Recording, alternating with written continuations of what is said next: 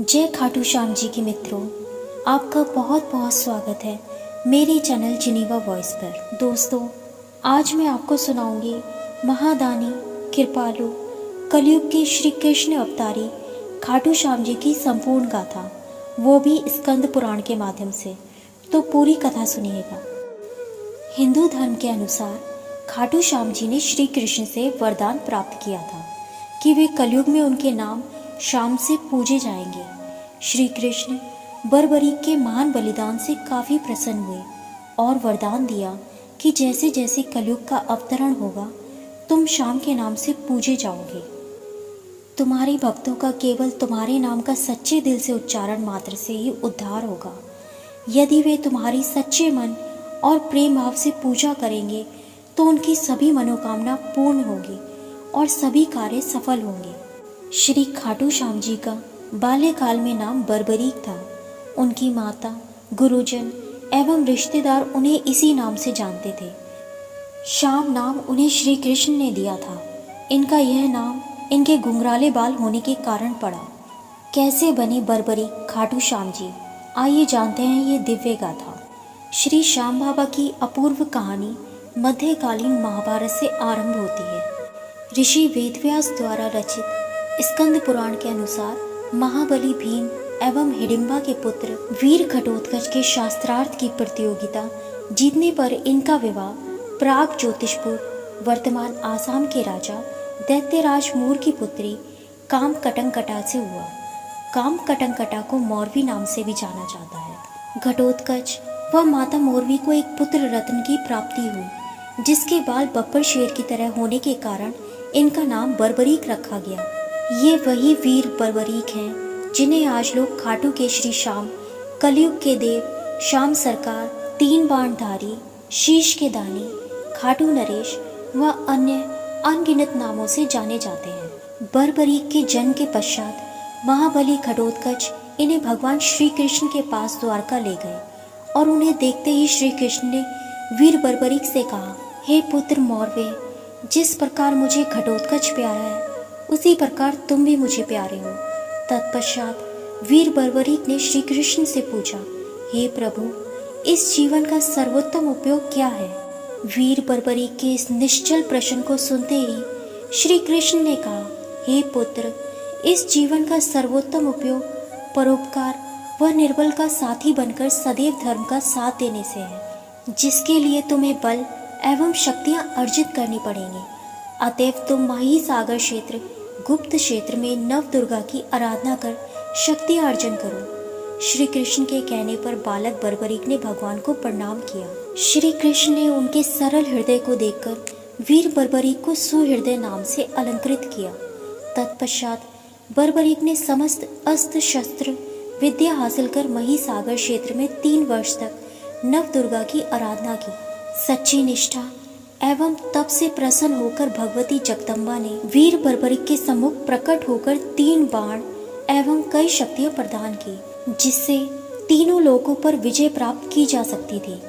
यहाँ उन्हें चंडील नाम मिला। माँ जगदम्बा ने वीर बर्बरीक को उसी क्षेत्र में अपने परम भक्त विजय नामक एक ब्राह्मण की सिद्धि को संपूर्ण करवाने का निर्देश देकर अंतर ध्यान हो गई। जब विजय ब्राह्मण का आगमन हुआ तो वीर बर्बरीक ने पिंगल, रैपलेंद्र, दूध्रुआ तथा 9 कोटि मांस भक्षी पलासी राक्षसों के जंगल रूपी समय को अग्नि की भांति भस्म करके विजय ब्राह्मण का यज्ञ संपूर्ण करवाया। उस ब्राह्मण का यज्ञ संपूर्ण करवाने पर देवी देवता वीर बर्बरीक से अति प्रसन्न हुए और प्रकट होकर यज्ञ की भस्म रूपी शक्तियां प्रदान की। एक बार की बात है, बर्बरीक ने पृथ्वी और पाताल के बीच रास्ते में नाग कन्याओं का वरण प्रस्ताव यह कहकर ठुकरा दिया कि उन्होंने आजीवन ब्रह्मचारी रहने का प्रण लिया है। महाभारत युद्ध प्रारंभ होने पर वीर बर्बरीक ने अपनी माता मौरवी के सम्मुख युद्ध में भाग लेने की इच्छा प्रकट की।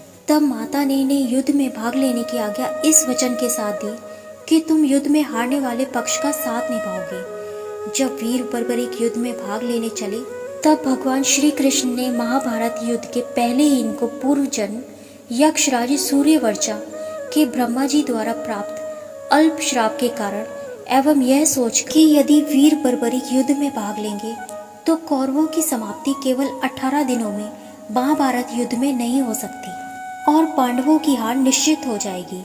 ऐसा सोचकर श्री कृष्ण ने वीर बर्बरीक का शिरोच्छेदन कर महाभारत युद्ध से वंचित कर दिया। उनके ऐसा करते ही रणभूमि में शोक की लहर दौड़ गई। तत्क्षण रणभूमि में 14 देवियां प्रकट हो गई। देवियों ने वीर बर्बरीक के पूर्व जन्म यक्षराज सूर्यवर्चा को ब्रह्मा जी द्वारा प्राप्त श्राप का रहस्य उद्घाटन सभी उपस्थित योद्धाओं के समक्ष निम्न प्रकार किया। देवियों ने कहा, द्वापर युग के आरंभ होने से पूर्व मूढ़ दैत्य के अत्याचारों से व्यतीत होकर पृथ्वी अपने गौ स्वरूप में देव सभा में उपस्थित होकर बोली, हे देवगण, मैं सभी प्रकार का संताप सहन करने में सक्षम हूँ। पहाड़, नदी, नाले एवं समस्त मानव जाति का भार मैं सहर्ष सहन करती हुई अपनी दैनिक क्रियाओं का संचालन भली भांति करती रहती हूँ, पर मूढ़ दैत्य के अत्याचारों से अति दुखी हूँ। आप लोग इस दुराचारी से मेरी रक्षा कीजिए, मैं आपकी शरण में आई हूँ। देवी लोकेषु सर्वेषु देवी वद विचरिष्यसि स्वभक्तानां च लोकेषु देवीनां दासस्य स्थितम्। स्कंद पुराण कौमारिक खंड 66.75-76। भावार्थ, तुम सदैव देवियों के स्थानों में देवियों के समान विचरते रहोगे और अपने भक्तगणों के समुदाय में कुल देवियों की मर्यादा जैसी है वैसी ही बनाए रखोगे।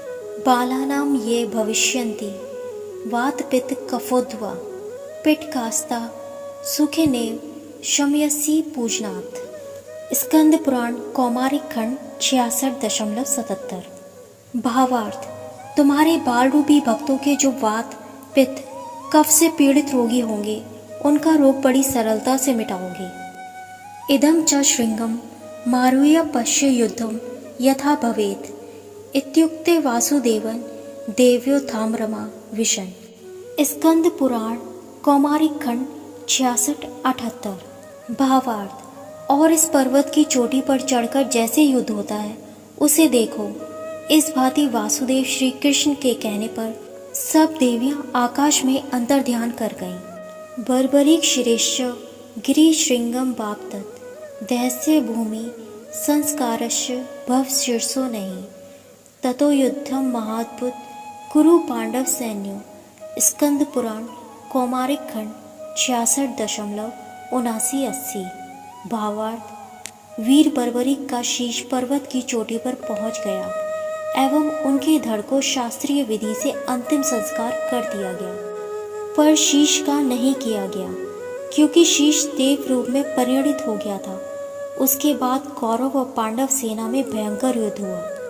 योगेश्वर भगवान श्री कृष्ण ने वीर बर्बरीक के शीश को रणभूमि में प्रकट हुई 14 देवियों सिद्ध, अंबिका, कपाली, तारा, भानेश्वरी, चर्ची, एकबीरा, भूतांबिका, सिद्धि, त्रैपुरा, चंडी, योगेश्वरी, त्रिलोकी, जेत्रा के द्वारा अमृत से सिंचित करवाकर उस शीश को देवत्व प्रदान करके अजर अमर कर दिया। एवं भगवान श्री कृष्ण ने वीर बर्बरीक के शीश को कलयुग में देव रूप में पूजित होकर भक्तों की मनोकामनाओं को पूर्ण करने का वरदान दिया। वीर बर्बरीक ने भगवान श्री कृष्ण के समक्ष महाभारत के युद्ध देखने की अपनी प्रबल इच्छा को बताया, जिसे श्री कृष्ण ने वीर बर्बरीक के देवत्व प्राप्त शीश को ऊंचे पर्वत पर रखकर पूर्ण की एवं उनके धड़ का अंतिम संस्कार शास्त्रोक्त विधि से संपूर्ण करवाया। महाभारत युद्ध की समाप्ति पर पांडवों में ही आपस में बहस छिड़ गई कि युद्ध में विजय का श्रेय किसको जाता है। श्री कृष्ण ने कहा, बर्बरीक के शीश से पूछा जाए कि उसने इस युद्ध में किसका पराक्रम देखा है। तब वीर बर्बरीक के शीश ने उत्तर दिया कि यह युद्ध केवल भगवान श्री कृष्ण की नीति के कारण जीता गया है और इस युद्ध में केवल भगवान श्री कृष्ण का सुदर्शन चक्र चल रहा था। वीर बर्बरीक के ऐसा कहते ही समस्त नवमंडल उपदाशित हो उठा एवं उस देव स्वरूप शीश पर पुष्प की वर्षा होने लगी और देवताओं ने शंखनाद किया। तत्पश्चात भगवान श्री कृष्ण ने पुनः वीर बर्बरीक के शीश को प्रणाम करते हुए कहा, हे वीर बर्बरीक, आप कलयुग में सर्वत्र पूजित होकर अपने सभी भक्तों के अभिष्ट कार्यों को पूर्ण करोगे। अतः आपको इस क्षेत्र का त्याग नहीं करना चाहिए। हम लोगों में से जो अपराध हो गए हैं उन्हें कृपा कर क्षमा कीजिए। इतना सुनते ही पांडव सेना में हर्ष की लहर दौड़ गई। सैनिकों ने पवित्र तीर्थों के जल से शीश को पुनः सिंचित किया और अपनी विजय ध्वजा शीश के समीप फहराई। इस दिन सभी ने महाभारत का विजय पर्व धूमधाम से मनाया। वीरवर मौरवी नंदन श्री बर्बरीक का चरित्र स्कंद पुराण के माहेश्वर खंड के अंतर्गत द्वितीय उपखंड कौमारिक खंड में सुविस्तार पूर्वक दिया हुआ है। ऋषि वेदव्यास जी ने स्कंद पुराण में माहेश्वर खंड के द्वितीय उपखंड कौमारिक खंड के 66वें अध्याय के 115वें एवं 116वें श्लोक में इनकी स्तुति अलौकिक स्त्रोत से भी की है। युद्ध के बाद बर्बरीक द्वारा पांडवों के अभिमान का मर्दन हुआ और उसके बाद उनके शीश को रूपवती नदी में प्रवाहित किया गया। शीश बहता हुआ खाटू नामक गांव में पहुंच गया।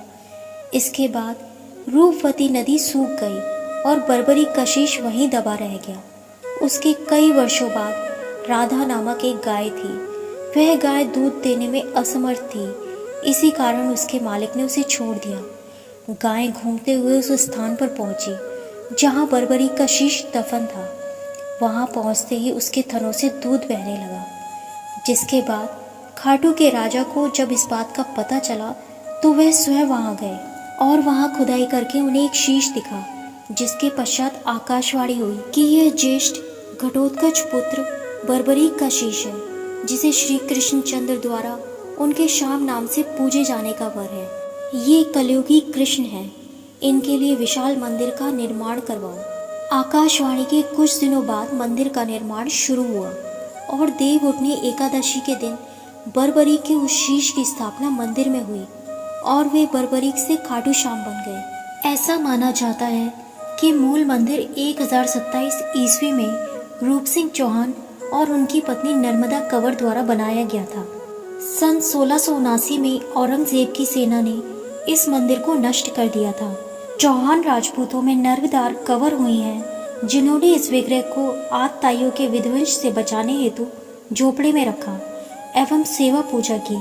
वहीं पर मारवाड़ के शासक के निर्देश पर 1720 ईस्वी में मंदिर का जीर्णोद्धार कराया गया तथा उसके बाद भगवान श्री श्याम देव का विग्रह प्रतिष्ठित किया गया। वर्तमान में वही मंदिर आज भी विद्यमान है। इसी कारण देव उठनी एकादशी के दिन बाबा श्याम का जन्मोत्सव मनाया जाता है। भक्तों की इस मंदिर में इतनी आस्था है कि वह अपने सुखों का श्रेय उन्हीं को देते हैं। भक्त बताते हैं कि बाबा खाटू श्याम सभी की मुरादें पूरी करते हैं। खाटू धाम में आस लगाने वालों की झोली बाबा खाली नहीं रखते हैं। तो यह थी श्री खाटू श्याम जी की महान गाथा। जय हो शीश के दानी श्री खाटू श्याम जी की। मित्रों, मैंने बड़े ही दिल से आप लोगों को श्री खाटू श्याम जी की सुंदर महान गाथा सुनाई है। अगर आप भी श्री खाटू श्याम जी के सच्चे भक्त हैं तो अभी मेरे चैनल को सब्सक्राइब करें और ये महान गाथा अपने परिवार वालों और दोस्तों में शेयर करें। धन्यवाद।